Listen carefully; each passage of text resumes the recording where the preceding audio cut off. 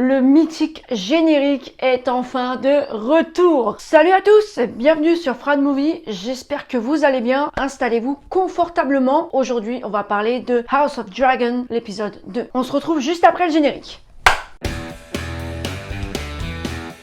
Comme c'est écrit dans le titre, cette vidéo contiendra uniquement des spoilers. Donc si vous n'avez pas vu l'épisode 2, je vous invite à aller le voir et à revenir sur ma vidéo après. Et pour les autres, on y va, c'est parti. Comme je l'ai dit en introduction, le générique est de retour et ça m'a fait super plaisir. Mais en fait, en y repensant, je crois que dans Game of Thrones, c'est pareil, il n'y avait pas de générique dans le premier épisode. Ça aurait quand même été étonnant qu'il n'y ait pas de générique à cette série. Au final, sur le générique de cette nouvelle série, on a gardé la musique de base. Et franchement, je trouve que c'est vraiment une bonne idée. On aurait peut-être pu la remixer un petit peu, la mettre un peu plus orchestrale, mais franchement, la musique de base, elle me va très bien. Après, le visuel de ce générique, il est aussi très bien fait, il n'y a rien à dire. Je préfère le générique de la série originale, mais en soi, celui-là, il est très bien aussi. Ce second épisode se déroule 6 mois plus tard que le premier, et on voit qu'après avoir été infecté au niveau du dos, le roi commence à être infecté au niveau du doigt. Effectivement, il s'était coupé le doigt sur le trône de fer quand il avait convoqué Daemon Targaryen. Je trouve que l'infection du doigt a quand même été relativement longue. Ça fait 6 mois. Ok, son doigt, il est noir, je veux bien, mais bon, 6 mois après, je pense que le doigt il est coupé, hein. Il n'y a pas de...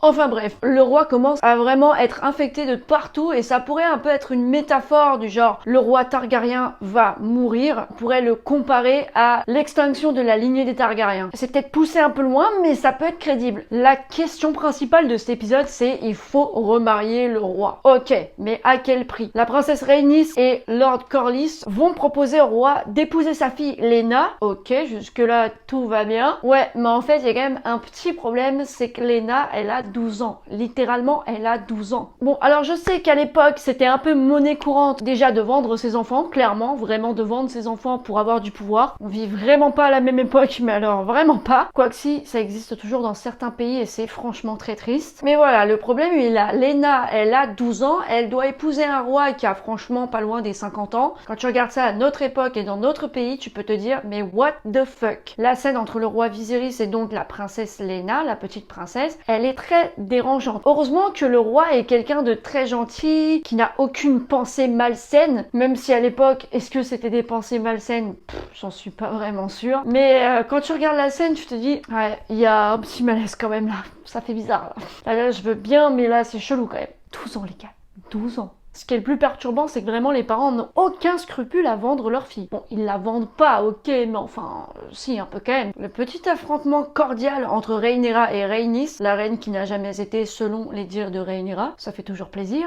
Il était franchement pas mal, j'ai bien aimé cette scène. Tu sens qu'il y a une bonne tension entre ces deux personnages, et à mon avis, ça va mal se finir cette histoire. En plus, Rhaenyra n'a pas froid aux yeux et se démonte pas pour lui dire ce qu'elle a à lui dire. Tu sens qu'elle a de la poigne bien plus que son père. J'aime bien la façon aussi dont elle parle de ce débat sur une potentielle reine qui pourrait siéger au trône de fer. Rhaenys dit quelque chose de super intéressant et en soi elle a complètement pas tort, je pense que ça va partir en sucette. En gros elle dit que Westeros préférerait mettre le royaume à feu et à sang plutôt que de voir une reine siéger sur le trône de fer. Et en soi je pense qu'elle a raison parce que je sais pas mais je sens que c'est peut-être ce qui va se passer en fin de saison. Si c'est pas en fin de saison ça sera probablement dans les prochaines et je pense que Rhaenys ne va pas aider à apaiser les tensions. Si jamais une femme siège au trône de fer et que surtout c'est pas elle, elle va pas aller apaiser les tensions. Ça, je pense pas. Et effectivement, cette place de roi, elle est assez mise en avant dans cet épisode. Otto Hightower qui dit au roi Viserys, vous êtes le roi mais je ne vous envie pas. Ouais...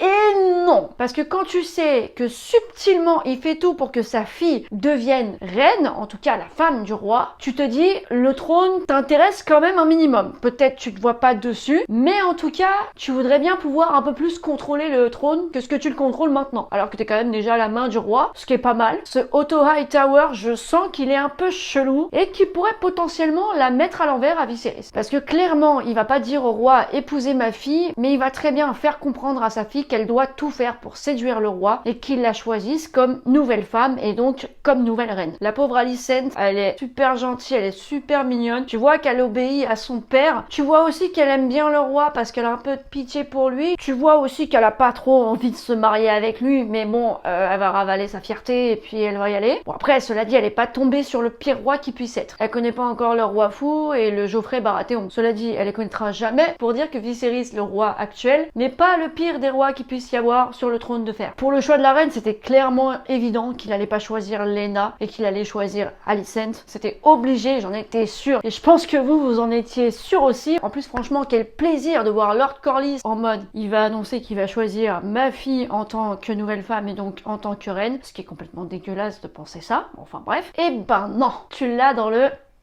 Vous avez compris. Ça, on va pas se mentir, c'était kiffant. Daemon Targaryen, le fils modèle de la famille, non je déconne, c'est vraiment une blague, a eu la bonne idée pour se rebeller contre son frère, de prendre l'œuf qui était destiné au fils mort-né de Viserys et de le donner à son futur enfant. Mais quelle charmante idée. Évidemment, ça crée des tensions et en soi, bah, ça se comprend, mais la fille de Viserys, qui en a visiblement plus dans le pantalon que son père, a réussi à récupérer l'œuf en intimidant son oncle. Faut dire qu'elle a de la poigne et visiblement, ça marche. Entre Daemon et son frère, la guerre est déclarée, même si les tensions sont quand même apaisées. Les tensions, j'ai dit les tensions. Non, les tensions sont quand même apaisées. Bon, en même temps, cela dit, ça paraît logique, vu que Daemon, on a très bien vu que c'était un peu le méchant de l'histoire. Mais c'est pas le seul. Les alliances commencent entre Lord Corlys et Daemon Targaryen, comme c'était pas à prévoir. Évidemment, après avoir été trahi par le roi, Lord Corlys va se retourner vers Daemon et va aussi la mettre à l'envers au roi. Décidément, il n'y a pas grand monde qui veut vraiment être loyal au roi. Le roi, il est gentil. Il est d'ailleurs même trop gentil. En fait, il est tellement gentil que t'as l'impression que, bah, il a rien à faire sur le trône. C'est con à dire. Et en fait, tout le monde a beau être loyal, entre guillemets, j'ai l'impression que tout le monde par derrière lui met à l'envers. Mais vraiment, quoi. Même la main du roi, t'as l'impression que c'est son fidèle allié. Non, ça passe pas. Il y a pas de... Si je peux te la mettre à l'envers, je vais te la mettre à l'envers. Si si Rhaenyra devient reine, je pense qu'elle sera moins naïve et qu'elle prendra moins de coups de couteau dans le dos. S'il fallait miser sur un des deux, je pense que sa fille a beaucoup plus l'étoffe de s'asseoir sur le trône de fer. La première image de cet épisode, elle est absolument dégueulasse, mais vraiment dégueulasse. Tu vois des humains vivants à qui il manque une jambe, à qui il manque de la chair, se faire bouffer littéralement par des crabes. En fait, c'est un mystérieux leader qui s'appelle Kragas Dahar. Ouais, j'ai regardé le nom juste avant de le dire, parce que franchement, je ne m'en rappelais plus. Donc j'avoue, je viens juste de le regarder. En tout cas, ce mystérieux leader pirate, il a l'air super stylé. Je pense que lui, ça va être aussi une grosse menace. Pour le coup, j'ai vraiment hâte d'en savoir plus sur lui, de voir un peu sa tronche. Quoi qu'à la fin de l'épisode 2, peut-être que c'est lui, ou en tout cas un de ses sbires proches. Ils ont une tête assez chelou quand même, ça fait peur. Mais j'ai trop hâte de les voir. Ok, la meuf pas trop psychopathe sur les bords. Ce deuxième épisode, il était moins violent, on parlait plus d'alliance, de trahison, mais je l'ai beaucoup aimé, comme le premier épisode. J'ai vraiment hâte de voir la suite. Cette première saison, quand tous les épisodes seront terminés, je vais la reprendre de 1 à 10 et je vais tout enchaîner d'un coup, pour vraiment re-kiffer. Voilà pour cette critique. Dites-moi vous, dans les commentaires, ce que vous en avez pensé, si vous avez aimé ou pas. N'hésitez pas à liker, à vous abonner à ma chaîne pour mes prochaines vidéos. Et je vous dis bonne journée ou bonne soirée et à la prochaine.